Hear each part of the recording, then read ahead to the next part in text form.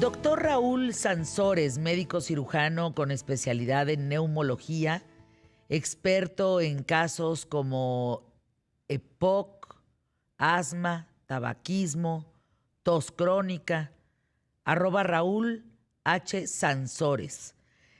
Síndrome del COVID-19 postagudo.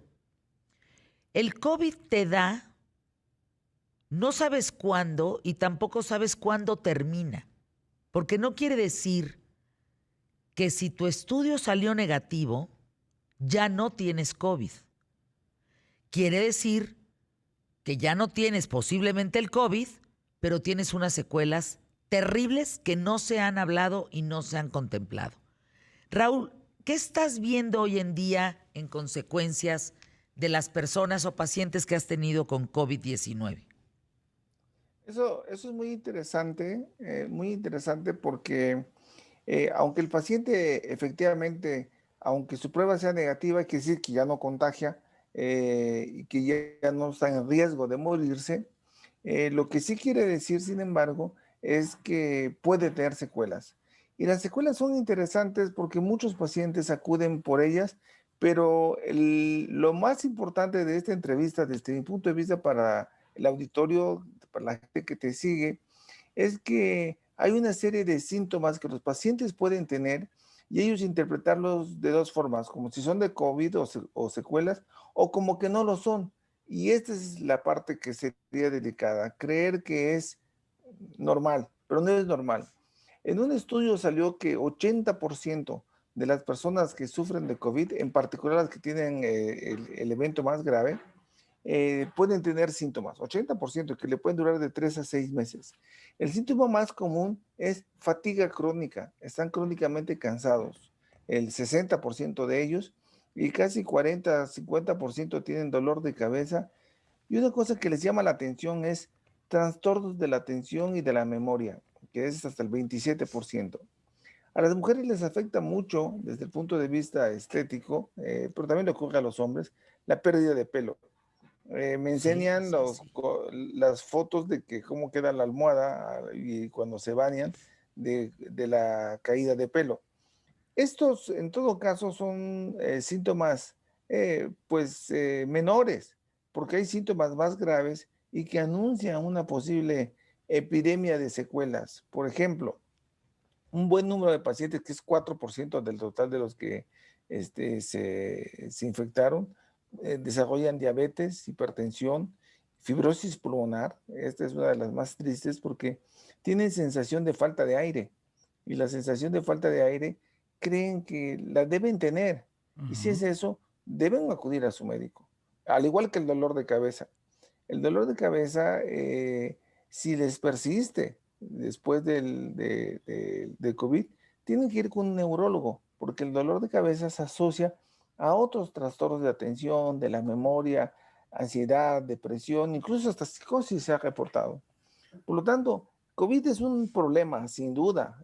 Nos ha dejado más de 200,000 muertos en cifras oficiales, pero nos queda una segunda ola de una enfermedad que se conoce ahora como síndrome post-COVID.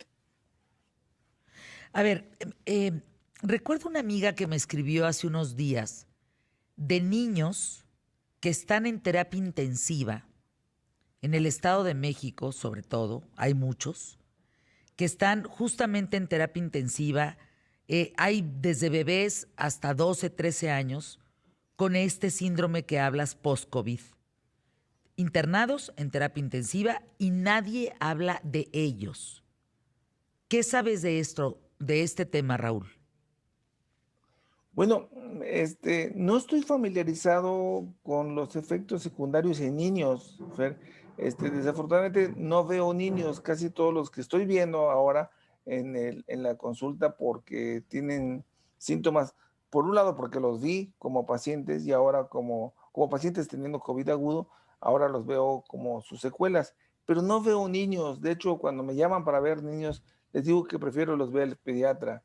Pero es interesante lo que estás mencionando y no sería extraño que en los niños ocurriera todo lo que le ocurre a los adultos, pero les hemos puesto poca atención. No, no habla nadie. Y yo te digo que en el hospital, en el Estado de México, bueno, tengo una gran amiga mía muy cercana que tiene a gente de su familia y te digo, bebés con síndrome post-COVID en terapia intensiva muy graves, muy graves. Ah, caray.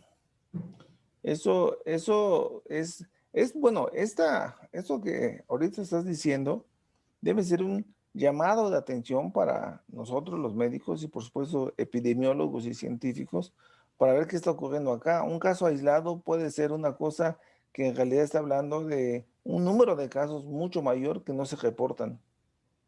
Sí, nadie está hablando, fíjense, eso lo pongo en la mesa. Bueno, nadie no. Nosotros es la primera vez que Ya, hablamos en medios de comunicación de los niños desde bebés hasta 12, 13 años con síndrome post-COVID en terapia intensiva graves, graves, graves. Ahora, decías que cuando tu, tu prueba sale negativa, o sea, que ya no tienes COVID, ¿qué es lo que el bicho hace? ¿Qué es lo que el virus hace en tu cuerpo? ¿Sigue causando estragos aún cuando sales negativo? sí, sí, porque Terrible. resulta que el virus, su mecanismo de acción es devastador. Produce una inflamación que es generada por nuestras propias defensas. Curiosamente, al entrar el virus generamos una serie de anticuerpos iniciales y luego de sostén y de inmunidad, pero el virus provoca una inflamación tal en todas las partes de nuestro cuerpo, en el hígado, en el vaso, en la piel, y por eso hay repercusiones en todo el cuerpo, en particular en el pulmón.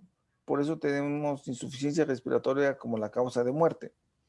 Pero al terminar o al cesar la vida del virus dentro de nuestro cuerpo, porque desaparece su ciclo, no lo matamos nosotros más que nuestras defensas, nosotros nos defendimos y el virus desapareció a raíz de su ciclo vital, pero dejó como secuelas inflamación. Y esa inflamación tiene varias formas, varias expresiones, desde las neurológicas hasta las respiratorias. Dolor de músculo, dolor de piernas, dolor localizado, dolor en diferentes partes que no se suelen entender. Y la pregunta es, ¿por qué ocurrió? Bueno, por el daño previo. No es que esté activo el virus, sino que dejó inflamación y esa inflamación está pagando facturas. Fíjense que me comenta una gran amiga mía, Heidi Strosberg, que el domingo pasado en la revista Proceso, en la página 42, sale un reportaje muy importante de lo que estamos mencionando de los niños, de los bebés y hasta niños de 12, 13 años, graves, muy delicados, en terapia intensiva por síndrome post-COVID. Se llama el PAX, la enfermedad que se ensaña con los infantes. Al principio de la pandemia del COVID-19, los especialistas pensaban que el virus no atacaba a los infantes, pero pronto reclutaron, incluso descubrieron que los menores contagiados padecían el fatídico síndrome agudo post-COVID, el PAX, que ahora azota a toda Europa, Estados Unidos y Latinoamérica, mientras que en países del tercer mundo y en primer mundo, la mortalidad en menores a causa de esta enfermedad llega hasta el 30%. De 100 Ok, pueden morir 30. qué Está interesante. en las páginas, a partir de la página 42. Gracias, Heidi, por la información. Entonces, el proceso tocó el tema, tocamos el tema aquí en ¿Qué tal, Fernanda? Vamos ahondando en este asunto, porque ¿tú sabías de esto, doctor? No. ¿Te sorprende los datos que estoy dando? Es que no se habla de esto. Hay que hablarlo. Sin duda. En 2 minutitos que nos quedan, ¿qué le dirías a las personas que están presentando todos esos síntomas, tanto gastrointestinal, dermatológico, en fin, renal, pulmonar? ¿Qué se hace, caray? Y les diría dos cosas que parecen contradictorias. Primera es que se preocupen y la segunda es la contradicción, no se preocupen. Que se preocupen implica que consulten al especialista del particular síntoma que les está quejando, dolor de cabeza, neurólogo, problemas gastrointestinales, gastroenterólogo, falta de aire, neumólogo, problemas de corazón o depresión, diabetes con el endocrinólogo y así. Eso es preocuparse, vale la pena hacerlo. Y no preocuparse, quiero decirles que esos síntomas, este síndrome post-COVID, la mayor parte de ellos son transitorios y desaparecerán. Hay algunos que no, como la diabetes y la fibrosis pulmonar. Esos son los que requieren preocupación, debes ir con el especialista, porque hay tratamiento para la fibrosis, hay tratamiento para la hipertensión, hay tratamiento para la diabetes, y eso requiere la atención médica especializada. Y un mensaje más a nuestros colegas, que todos nosotros los médicos hemos estado muy apurados, muy agobiados, muy ocupados con los casos de gravedad. De tal manera que cuando escuchamos un paciente que se queja de dolor de pelo o de caída de pelo, perdón, pues lo minimizamos. Pero no hagamos eso. Eso es un comentario para nosotros mismos, los médicos, de que vale la pena que les pongamos atención, aunque el síntoma sea menor, podría convertirse en una migraña que no habíamos diagnosticado, en una fibrosis pulmonar que pasa desapercibida. Estoy viendo los datos y es terrible, ¿eh? El corazón, por ejemplo, de este niño Oliver Patterson, de 6 años, dejó de funcionar correctamente, su presión sanguínea cayó, su frágil cuerpo peleaba con el síndrome inflamatorio multisistémico pediátrico causado por COVID-19 en niños, algo muy parecido a la enfermedad de Kawasaki. Hay que Ah, sí, eso investigarle, sí, ¿eh? hay que meterle el diente a eso, sin duda. Exacto. Yo creo que no, digo, francamente, los medios han hecho cosas que no ha hecho la ciencia, decir antes de que ocurran las cosas, una observación. Pues gracias, doctor Raúl Sansores. Tuve el error, dije el proceso del domingo pasado, no, fue el proceso del 29 de mayo, la revista Proceso del 29 de mayo. Qué gran equipo de trabajo somos. Si a mí algo me falla, aparece Heidi que nos escucha, aparece otro radio escucha, aparece alguien en redes, el doctor. Todos, todos logramos hacer el día de hoy. ¿Qué tal, Fernanda? Gracias, doctor Raúl Sansores, @Raúl H. Sansores. Y me quedo con que hay que meterle el diente, como dijo el doctor Sansores, a este tema que no está nada fácil, ¿eh? Está muy complicado los niños que están muriendo por síndrome post-COVID.